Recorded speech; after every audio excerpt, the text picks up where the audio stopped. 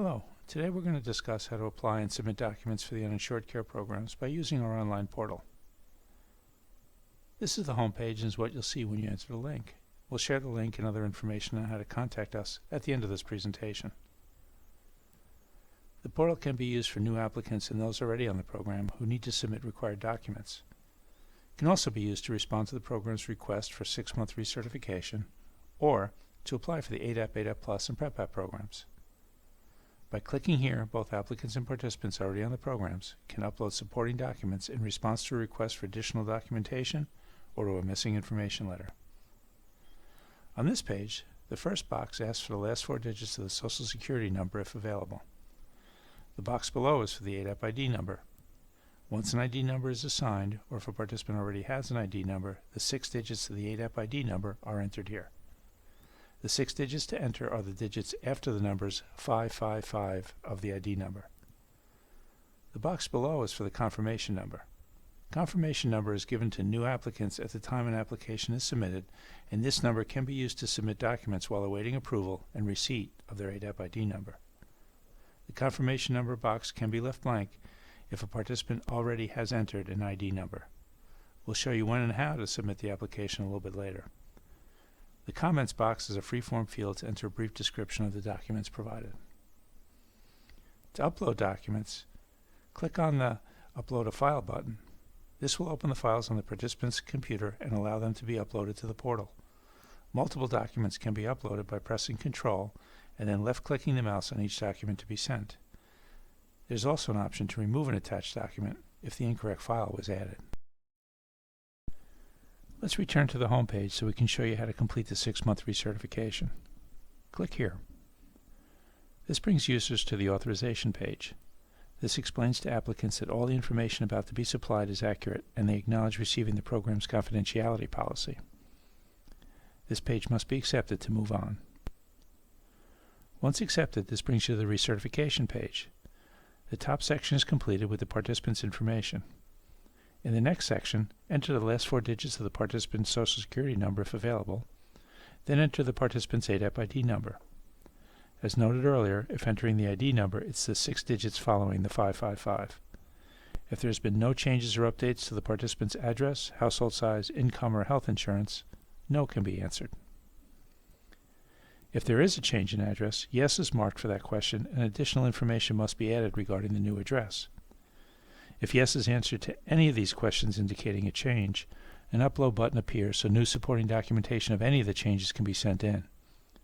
Use the same process mentioned earlier to upload documents.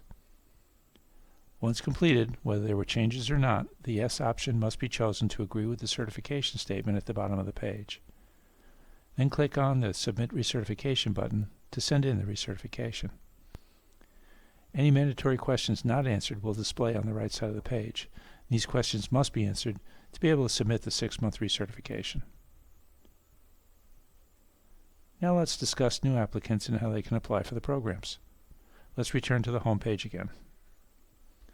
The home page describes the different uninsured care programs, and below that you can see where to click to complete the eligibility assessment. That again brings users to the authorization page. Again, this page must be accepted to move on to the application. That then brings the user to the actual application. Please note that although this does not look like an ADAP application, the same information is requested in the online version. There are 7 tabs across the top of the portal, and all of them must be completed. For example, let's review the first tab, Applicant Information. All the bolded fields are mandatory. Any of those left blank will require completion for the application to be sent in. I'll leave the mandatory fields blank so you can see what happens when you try to submit the application later. Helpful hints are provided when you hover over the blue circles that contain a question mark. Here, for example, the hint provides a description of the various types of proof of New York State residency. The next tab is for healthcare coverage. If the applicant does not have health insurance, no can be chosen and the applicant can then move on to the next tab.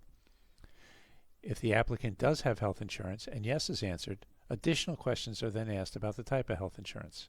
It also allows the applicant to upload a copy of their health insurance cards or upload their completed APIC application. To send in an APIC application, it can be downloaded from the portal, printed, filled out completely, and then uploaded back to the portal for submission. The Applicant Income tab pertains only to the applicant. If the applicant has no income, an additional question is asked as to how the applicant is supporting themselves. If the applicant does have income, a yes answer will prompt additional questions about the source, amount, and frequency of income. Applicants can also have more than one source of income. By answering yes to the "Do you have another income source?", additional income information can be entered. Documentation of the applicant's income can be uploaded from this page. The Helpful Hint button gives examples of different types of income sources and how to document them. The Household Members tab is used to enter each member of the household and their income. The Uninsured Care Programs require documentation of each household member's income to qualify. Household members are the people who are legally responsible to or for the applicant. For example, married individuals are legally responsible for their spouse. Parents are legally responsible for their children under 21 years old. This does not include roommates or other relatives that might live with the applicant. Applicants must first choose their living situation. If the applicant does not have a household member, they can answer no and then move on to the next tab. If yes is answered, applicants need to complete additional information on each household member.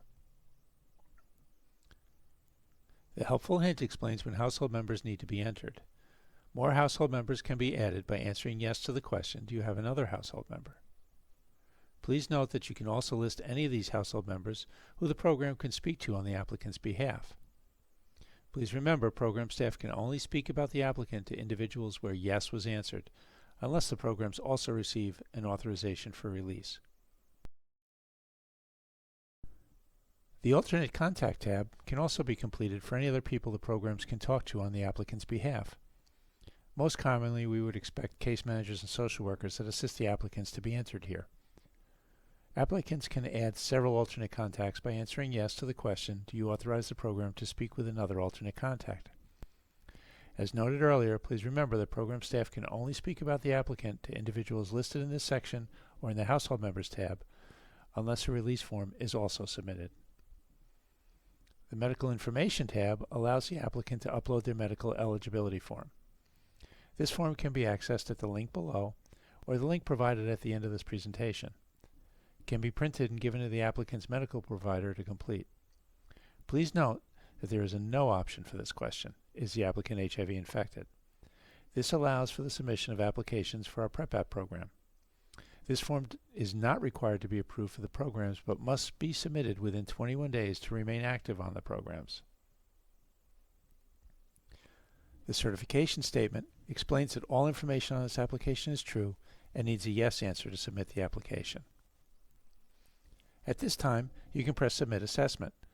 As I noted earlier, on the right side of the screen there is a listing of all the mandatory fields that were not completed. Until these are completed, the application cannot be submitted. Here are the Uninsured Care Program's hotline numbers, portal link, fax number, mailing address, and links to access the program's application and medical form. Thank you for viewing this presentation today, and please view all of our training videos to learn more about our programs.